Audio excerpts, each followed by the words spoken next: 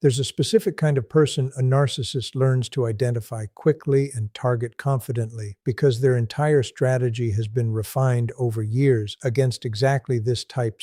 Someone whose empathy runs deep, whose instinct is to give people the benefit of the doubt, whose capacity for patience seems, at least initially, almost limitless. Most of the time, this instinct pays off for them. But occasionally, and it's worth understanding exactly why this happens and what it actually reveals, they target someone who looks like the familiar type on the surface and turns out to be something else entirely underneath. Someone they genuinely cannot control, no matter how skillfully they apply the usual tools. Today we're walking through what actually happens in that specific scenario because it reveals something important about the entire structure of narcissistic manipulation. Let's start with how targeting actually works in the first place, because understanding the selection process explains why the miscalculation happens at all. A narcissist doesn't consciously sit down and evaluate potential partners against a checklist. This process is usually far more instinctive, built from years of pattern recognition about what kind of person responds well to specific tactics. They're drawn, often without fully realizing why, to people who display certain observable qualities early on: genuine warmth, a tendency to interpret ambiguous behavior charitably, quick forgiveness after conflict, and perhaps most importantly, a demonstrated history of staying in situations that would reasonably justify leaving. These qualities, taken together, function as a kind of unconscious signal, and narcissists become remarkably skilled at reading it, even when they'd never described their own process in these explicit terms. Here's where the miscalculation actually happens, and it's worth understanding in detail because it's more specific than simply, "she turned out to be stronger than expected." The qualities a narcissist reads as vulnerability, deep empathy, quick forgiveness, patience with difficult behavior can coexist with something else entirely, something that doesn't show up in early interactions because it hasn't yet been tested: a stable, internally generated sense of self-worth that doesn't actually depend on external approval to remain intact, even though it might look from the outside remarkably similar to the more fragile, externally dependent self-worth the narcissist is actually looking for. This distinction is genuinely difficult to detect in early-stage interactions, and that difficulty is exactly what produces the miscalculation. Both types of people might respond to initial love bombing with warmth and reciprocated interest. Both types might extend patience through an early conflict or two. The divergence only becomes visible later, once real testing begins, once the relationship moves past its opening months and into the phase where a narcissist typically starts probing the boundaries of what they can get away with, expecting the usual gradual erosion of resistance that's worked reliably with previous partners. This is where the specific person who's been mistargeted starts to reveal something the narcissist genuinely didn't anticipate. Her patience, generous as it is, has actual limits, and those limits don't move under pressure the way they usually do. This distinction matters enormously, and it's worth understanding exactly what makes it so different from ordinary resistance. Most people's boundaries, even reasonably firm ones, tend to soften somewhat under sustained pressure, sustained charm, sustained appeals to guilt or nostalgia, not because they're weak, but because maintaining a boundary against consistent pressure requires real, ongoing effort, and most people's capacity for that effort eventually depletes if the pressure continues long enough. This specific type of person operates differently because her boundary isn't being maintained through effortful resistance against the pull to soften. It's simply, structurally, where her sense of self-worth actually ends and someone else's demands begin, which means it doesn't require constant defending because there's nothing pulling against it from the inside to defend against in the first place. Here's what starts happening once a narcissist begins recognizing this difference, and it's worth walking through the specific behavioral escalation because it follows a fairly predictable pattern. The first response is almost always increased pressure, applied through familiar channels. A tactic that's worked before gets deployed with slightly more intensity, testing whether more force produces the expected softening. When a guilt trip that's always worked before fails to produce the usual result, the guilt trip often gets repeated, sometimes with additional emotional weight attached, operating on the reasonable seeming assumption that the tool itself remains valid and simply needs more force behind it this time. When this escalation also fails, something genuinely disorienting begins for the narcissist, because they're now facing a situation their relational history hasn't prepared them for. A person whose resistance isn't wearing down the way resistance usually does, no matter how much pressure gets applied. This is worth understanding as a genuinely novel experience for someone whose entire toolkit has been refined against people whose boundaries, however initially firm, have historically given way eventually. The absence of that eventual give produces a kind of confusion that starts to manifest in escalating, sometimes increasingly erratic attempts to locate whatever lever might still be available to pull. This search for a working lever tends to move through a fairly predictable sequence, and it's worth walking through each attempt specifically, because understanding the sequence helps explain why this particular dynamic can feel so disorienting and exhausting for the person on the receiving end, even when she's holding her ground successfully throughout. The first shift, once straightforward pressure fails, is usually toward more sophisticated emotional appeals, moving from simple guilt trips toward something closer to genuine seeming vulnerability. Tears, admissions of insecurity or past trauma, offered specifically in moments where a boundary has just been held firmly. This isn't necessarily conscious manipulation in every instance. Some of it may reflect genuine distress at encountering resistance that doesn't respond to the usual tools, but its function, regardless of how consciously it's being deployed, remains the same. Testing whether emotional intensity, rather than simple pressure, might succeed where the earlier, cruder approach failed.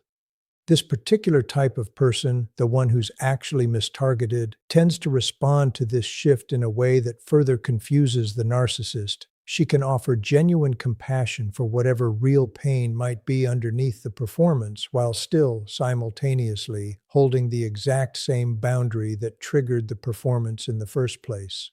This combination, compassion without capitulation, is genuinely rare, and it's precisely the combination a narcissist's playbook has almost no answer for, because most people, faced with apparent vulnerability from someone they care about, experience real pressure to soften their position as an expression of that compassion, conflating the two in a way this particular person simply doesn't. The second shift, when heightened emotional appeals also fail, often moves toward triangulation, bringing other people into the dynamic, whether mutual friends, family members, or increasingly a new source of attention entirely, designed to generate jealousy, insecurity, or a sense of urgency that pressure applied directly hasn't managed to produce.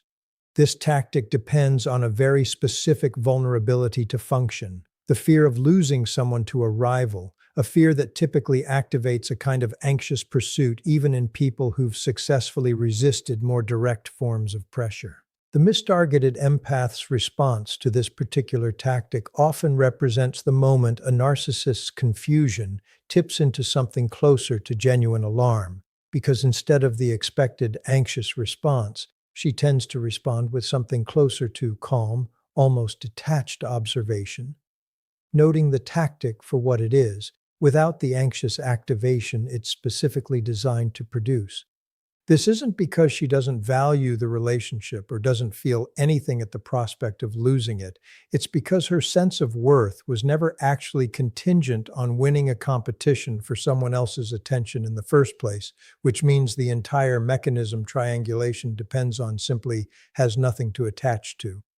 The third shift, and this is often where the narcissist's own composure begins visibly cracking, is a kind of increasing poorly disguised desperation, messages arriving more frequently, tone shifting unpredictably between anger and pleading within the same conversation, sometimes even direct, uncharacteristic admissions that something isn't working the way it's supposed to, offered almost as questions rather than statements, as though genuinely seeking to understand a pattern that's never failed this completely before. This stage is worth understanding as genuinely significant because it represents something the narcissist has likely never had to experience with this much clarity: the total, repeated failure of every tool in a toolkit that's always reliably produced results before with someone. Here's what's important to understand about the specific quality of this particular person's response throughout this entire escalating sequence, because it's the thing that actually explains why the narcissist eventually reaches this point of visible destabilization. It isn't that she's fighting back forcefully, matching intensity with intensity, engaging combatively with each new tactic as it arrives. Her actual response tends to be remarkably quiet and consistent, restating the same boundary calmly each time it's tested, without escalating her own tone to match the rising intensity being directed at her, without needing to win any individual exchange, without requiring the narcissist's agreement or understanding in order to continue holding exactly the same position she held from the very beginning.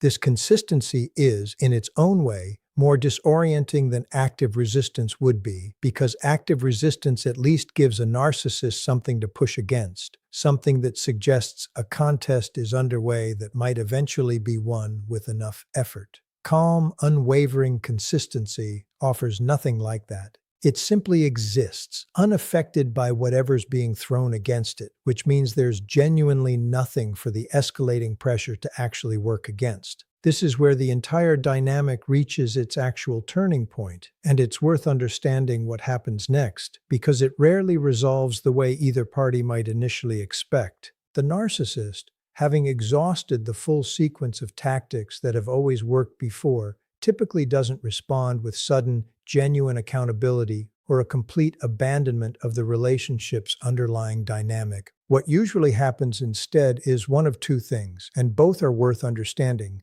because they explain the two most common outcomes when this specific kind of miscalculation occurs. The first, more common outcome is a gradual, often quiet withdrawal. Not a dramatic ending, but a slow redirection of energy toward a new target who hasn't yet demonstrated this particular kind of unmovable resistance. Someone earlier in the process of being drawn in, someone whose boundaries haven't yet been tested enough to reveal whether they'll hold or eventually give way. This withdrawal often gets accompanied by exactly the kind of narrative reconstruction we've discussed in earlier videos, recasting the relationship's failure as evidence of the mistargeted person's coldness, unreasonableness, or inability to appreciate what was being offered, because that story is far easier to live with than the alternative explanation sitting underneath it. The second, less common outcome involves a genuine, if often temporary, escalation into something more overtly aggressive, not because the narcissist has become more dangerous in some absolute sense, but because the total failure of every subtler tool sometimes produces a kind of last resort intensity, an attempt to force through sheer aggression what more sophisticated tactics failed to produce through manipulation. This outcome is worth naming directly, because it matters for safety. If you recognize yourself as this specific type of person, someone whose boundaries have consistently held despite escalating pressure, and you notice the escalation shifting from manipulation towards something that feels more overtly threatening or aggressive, that shift deserves to be taken seriously as a potential safety concern, not simply interpreted through the same psychological framework we've been using to understand the earlier, subtler stages. Let's talk about what this entire dynamic actually means, both for understanding what happened if you've lived through something like this yourself, and for understanding what it reveals more broadly about the nature of narcissistic manipulation in general. Because there's a specific, important truth buried underneath everything we've walked through today, and it's worth naming clearly as we bring this discussion to its conclusion. Here's the first thing worth understanding. If you recognize yourself in the description of the person whose boundaries simply didn't move, no matter how much pressure got applied, I want you to understand what that actually reflects about you, because it's easy, especially afterward, to interpret the entire experience through a lens of relief or vindication without fully appreciating what it actually demonstrates. This wasn't luck. It wasn't simply that you happened to encounter someone whose tactics were somehow weaker or less sophisticated than usual. What you demonstrated throughout every stage of escalating pressure was a genuinely rare combination of qualities. Deep enough empathy that you could hold compassion for whatever real pain existed underneath even their most manipulative behavior, alongside a sense of self-worth stable enough that none of the pressure applied against you ever actually found anything internal to attach to and exploit. This combination, as we discussed earlier in this series, isn't something people are simply born with. It's built almost always through prior experience, often through exactly the kind of pain that teaches someone the hard way, precisely where their own boundaries need to sit, and precisely how much they're actually worth, independent of anyone else's approval or disapproval. If you're the person who held this line successfully, it's worth honoring the specific, difficult work that likely went into building the capacity to do so, rather than simply attributing it to some innate quality that arrived without cost. Here's the second thing worth understanding, and it's perhaps the more important reframe as we close this out. The narcissist's confusion, escalation, and eventual withdrawal or redirection. Everything we've walked through today describing what happens when they encounter someone they genuinely cannot control was never actually the point of holding your boundary in the first place, even though watching it unfold can offer a certain kind of validating clarity after everything you went through to build the capacity for it. You didn't hold that line in order to produce their confusion or force their eventual retreat. You held it because it was genuinely, structurally where your own sense of self ended and their demands began, a boundary that exists independent of whatever effect it happens to have on the person testing it. This distinction matters enormously for how you carry this understanding forward, because it protects you from a subtle but important trap, treating your own unshakable boundaries as a strategy for managing or defeating narcissists, rather than as simply the honest, structural shape of who you actually are.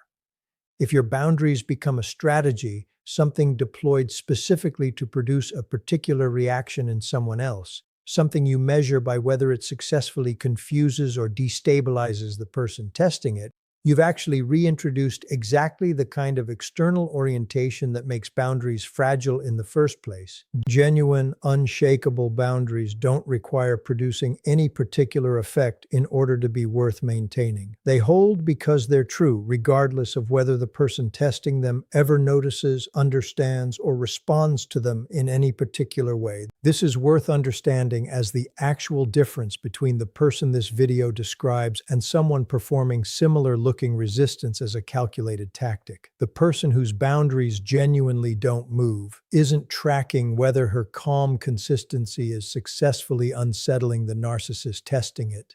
She's simply quietly living according to a clear sense of her own worth, and the narcissist's escalating confusion happens to be a natural, unintended consequence of that clarity, not its actual purpose.